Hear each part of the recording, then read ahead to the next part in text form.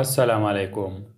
د افغانستان د اسلامي جمهوریت جمهور رئیس محمد اشرف غني نن سهار د هیواد د کرکټ ملي لوبډلې غړو سره د برطانیې په منچسټر ښار کې وکتل. جمهور رئیس غني د کرکټ ملي لوبډلې غړو ته په خطاب کې وویل: تاسې هغه اتلان یاست چې د خپل هیواد ته مو عزت ورکړی او د خلکو پر وړاندې ځانګړی مقام لرئ.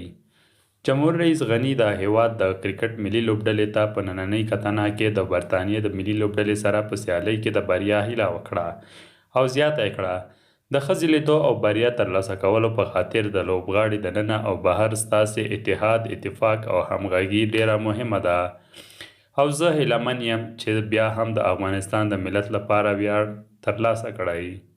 د هیواد د کرکټ ملي لوبډلې په استازیتوب ګلبدین نایب د جمهور رئیس د تشویقي حضور مننه وکړه او ویې ویل: کرکټ ته ستاسې پاملرنې دې ټیم ته زیاتې بریاوې ور په برخه کړي دي.